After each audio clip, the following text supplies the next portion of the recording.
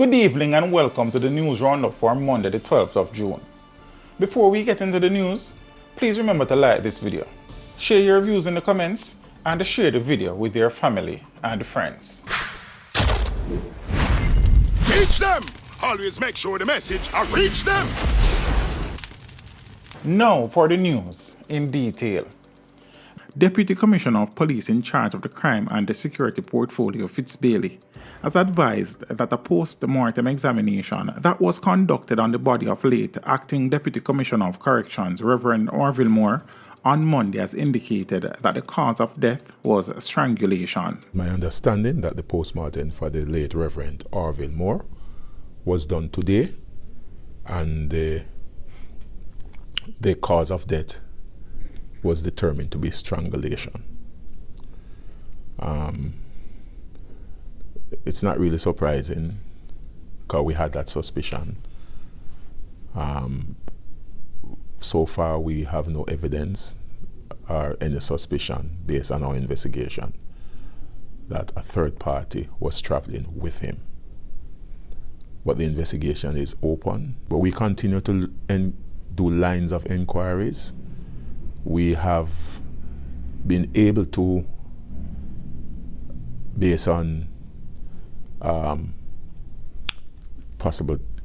we have seen sight of the Reverend at different points of the journey, and we have not seen where there was a third party or a second person in the vehicle with him. We have no evidence so far to say that there was any person with him where the vehicle actually ran off the road and fell. And we have used our investigative protocol, including using our accident reconstruction investigators, and we, based on all of that, we have not seen where there is any evidence of foul play. The Barnett Street Police in St. James are conducting an investigation into the death of an elderly man who was shot multiple times and set on fire by gunmen on Sunday morning. The victim, identified as Tony Allen of New Road in Cambridge, is believed to be in his late 60s. The incident occurred around 3 a.m. when armed men carrying M16 rifles arrived at Railway Lane in downtown Montego Bay. They then entered a yard on Dean's Lane where Allen was staying with his family. The gunmen cornered him in the yard, opened fire and hit him multiple times before setting his body on fire using a Molotov cocktail. The assailants fled the scene in a Toyota Vauxhall minibus. Police Constable Noel Maitland, who has been in custody since July 27th last year in connection with the disappearance of Donnelly Donaldson, will make another bail application on September 20. His previous bail application in October was denied. Justice Vinette Graham Allen has ordered Maitland's lawyer to provide their submissions and supporting documents by September 1. Maitland's plea and the case management hearing has been rescheduled to November 1. The hearing in the Home Circuit Court was unable to proceed due to 3 outstanding statements, 2 from policemen and 1 from a security guard who has yet to be located. The judge instructed that the statements be collected and submitted to the prosecution by October 20. Law enforcement authorities, along with the Independent Commission of Investigations (INDICOM), are conducting an investigation into an attempted invasion of the Withorn police station in Westmoreland. The incident occurred on Sunday night at around 11:40 p.m. Initial reports suggest that the 2 gunmen involved intended to free an associate who is in custody. The officers on duty became aware of the intrusion when they heard dogs barking on the premises. They were then confronted by the armed men who aimed their weapons at them. The police officers took evasive action and returned the fire. The gunmen managed to escape in a waiting vehicle. No injuries were reported among the law enforcement personnel involved. The incident remains under investigation. Security Minister Dr. Horace Chang says professional counseling will be provided to members of Daniel Rose's family. Chang visited Daniel's home on Sunday along with the Police Commissioner Major General Anthony Anderson and representatives of the Jamaica Constabulary Force's chaplaincy unit. So we're here to really give support to the mother, the chaplaincy service and the police involved, and all elements of the police, the Community Security and Safety Branch, working with the family as well as the school to give support. He says an intensive investigation is underway to track down those involved in the murder. And the other side of it, of course, we have all elements of the police involved to track down the perpetrator of this brutal act.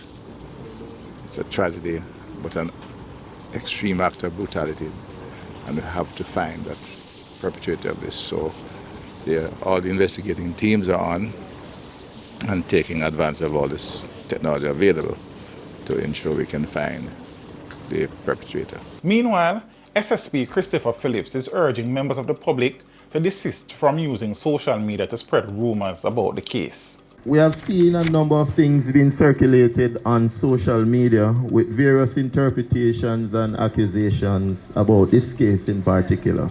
I'm hereby making an appeal to the public. Desist from this practice and to allow the investigative process to unearth the truth.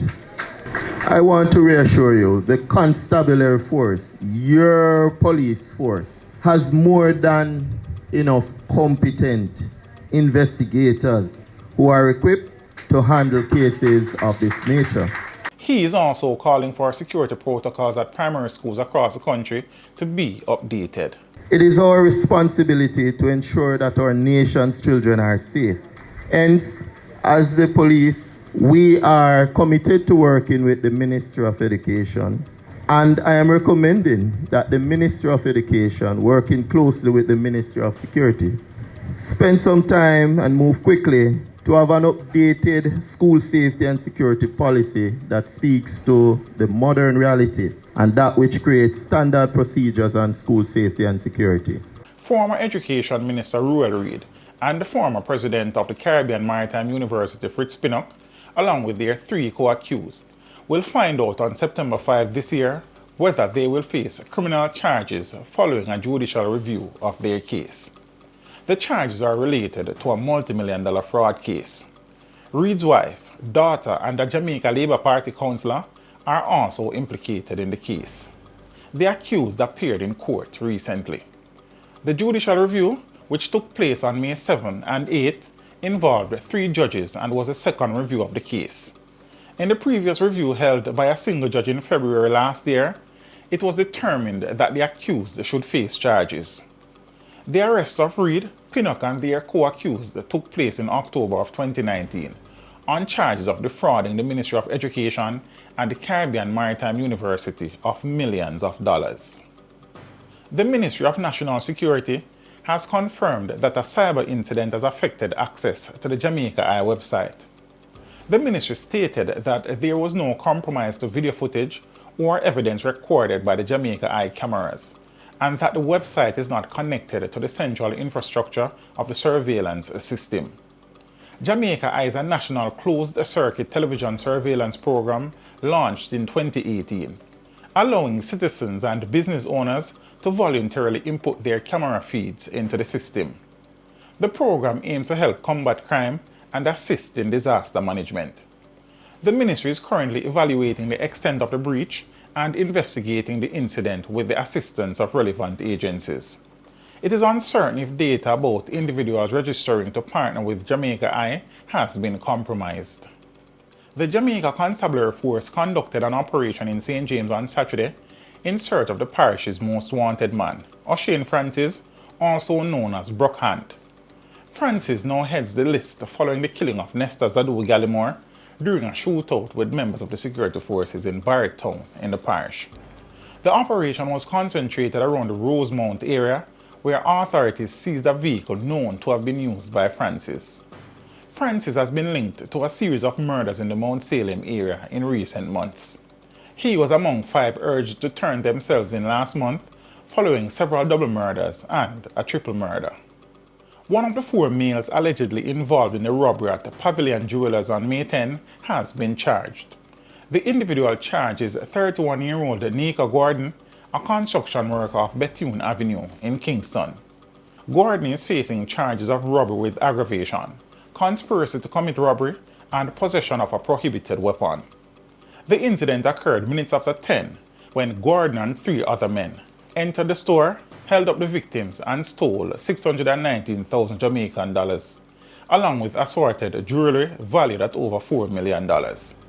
They also took a Glock 9mm pistol, 2 magazines with 34 rounds of ammunition, and other personal items. The assailants then fled the scene, later robbing 2 motorists of their vehicles to make their escape. Gordon was apprehended on May 22nd at the Norman Manley International Airport while attempting to leave the country. At the time of his arrest, he was found in possession of a stolen chain and a citizen wristwatch. The police have charged a St. Elizabeth delivery driver for allegedly attempting to smuggle cocaine at the Sangsters International Airport in St. James. 49-year-old Gary Graham, who is from Robinson Town in Trenton, was charged on Saturday with the possession of cocaine, dealing in cocaine, attempting to export cocaine, and conspiracy to export cocaine. He is scheduled to appear in the St. James Parish Court on Friday the 16th of June. Reports from the narcotics detectives are that approximately 5.5 kilograms of cocaine were found inside a false compartment of Graham's luggage as he attempted to board a flight to London on Thursday the 8th of June. The drug, which has an estimated street value of £170,000, was subsequently seized and Graham taken into custody.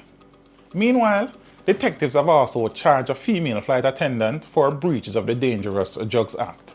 She is 47-year-old Michelle Virgo, a dual citizen of Jamaica and the United States. Virgo was charged with possession of cocaine, dealing in cocaine, attempting to export cocaine, and conspiracy to export cocaine. According to police reports, approximately 1.5 kilograms of cocaine was found concealed in a false compartment of Virgo's luggage during a security check at the Sangsters International Airport on Tuesday, June 6th. She was reportedly boarding a flight to New York.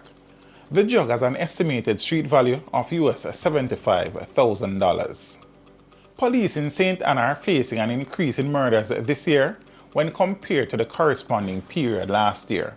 According to Senior Superintendent Dwight Powell, commanding officer for St. Ann, domestic disputes are among the leading causes of violence and killings in the parish. He said 10 of the 33 murders in the parish so far this year have been attributed to acts of reprisal. The court has ordered the release of a man convicted of shooting 2 people due to a 7-year delay in obtaining the transcript of his trial. The Court of Appeal ruled that the delay violated the man's constitutional rights, leading to the quashing of his convictions and the sentences. This decision follows a similar ruling in 2021, where another man's convictions and sentences were overturned due to an 8-year delay in obtaining a transcript. The country's top prosecutor has expressed concern that such rulings may result in unfairness to victims, complainants, and witnesses. Approximately 165 transcripts are currently outstanding, causing difficulties for the prosecuting authority. The shortage of shorthand writers in the Supreme Court and the circuit courts has been identified as one of the reasons for the delay in producing transcripts. Some suggestions have been made to address the issue, such as introducing fees for appellants to cover the cost of transcripts, or increasing the budget and salaries for court reporters. The chronic delay in transcript production has raised concerns about the fairness of trials and the protection of constitutional rights in Jamaica. In business, the Private Sector Organization of Jamaica, PSOJ, is set to launch its initial public offering, IPO, for Project Star, a social and economic transformation initiative on the Jamaica Stock Exchange. The goal of the IPO is to raise $100 million. The social shares will be priced at $1 and will be made available before the end of the month. The prospectus for the offering will be released this week. It is important to note that the Project Star shares will represent charity donations rather than tradable shares, which means investors will not be able to sell them to other investors on the stock market.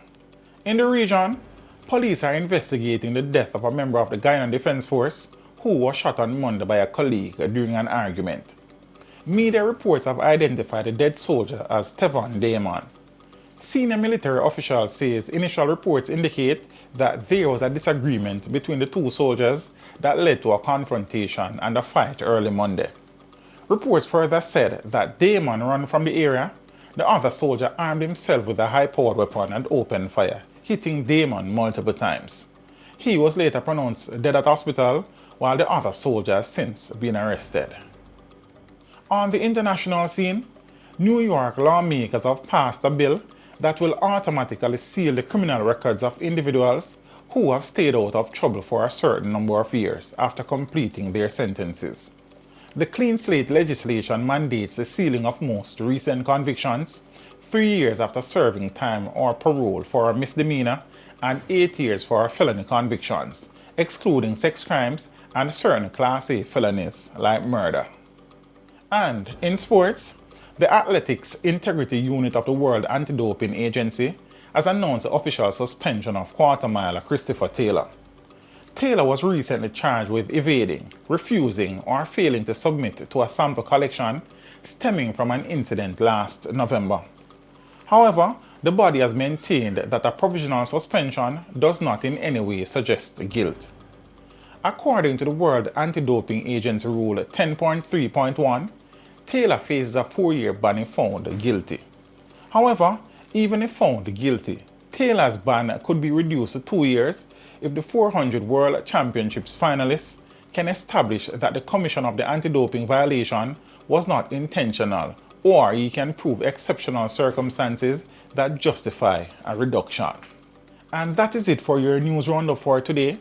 We would appreciate you liking this video, leaving a comment, and sharing the video with your family and friends.